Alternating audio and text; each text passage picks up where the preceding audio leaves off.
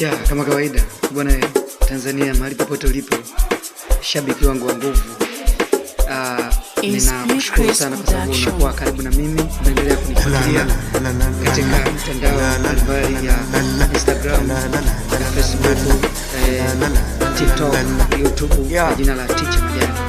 Bwana, ukitaka kuona Tanzania yote, mwenye ndui, hebu comment na like na share ili uendelee kupata vitu bora zaidi.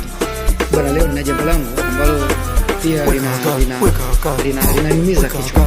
Kwa mfano, katika maisha ya kawaida binadamu anaishi kwa maisha ya kutegemea mwenzio. Hivyo ukikwazana na mtu unategemea kwamba utapata faida gani? Kwa sababu watu wapo kwa ajili ya kukwaza, lakini wanapokukwaza ndio wanakushape, kwa sababu wewe hapo ulipo tayari wazazi wako labda unaishi nao mbali, kwa sababu mtu akishakuwa mkubwa lazima aachane na wazazi wake. Kwa hiyo atakaye kufundisha na kukufunda vizuri ni yule ambaye yuko karibu na wewe. Ukiona mtu anasimama juu kwa ajili ya kukwambia acha hivi, fanya hivi, ujue amesimama kwa niaba ya baba, ya mama, ya mwalimu wako. Kwa hiyo jitahidi sana kuitii ile sauti, itakusaidia. Mimi najua kama kawaida ukishafika umri fulani ukubwa unakuwa unajiendea mwenyewe, lakini sometimes binadamu hajawahi kukamilika.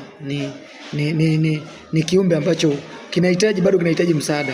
Kwa hiyo unapoona mtu amesimama na kuambia usifanye hichi, hebu tafakari, hiyo ni sauti imetoka kwa ajili ya nini? Kwa ajili ya kukusaidia, kwa sababu baba yako na mama yako yawezekana hawapo hapo, au mwalimu wako huyo yule simama ndio anaweza kama amesimama kwa niaba ya baba yako au mama yako au Mungu.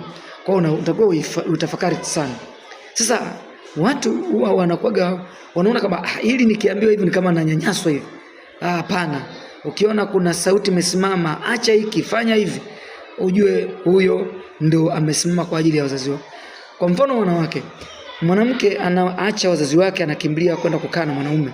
Sasa anapoanza kuishi na mwanaume anaposimamisha sauti kumwambia naomba usifanye hivi, nataka usifanye hivi, anasema huyu mwanaume ni mbabe. Sasa anaanza kutengeneza mazingira ya kumzoea ili ile sauti ya kibabe isiendelee kuwepo. Umeona?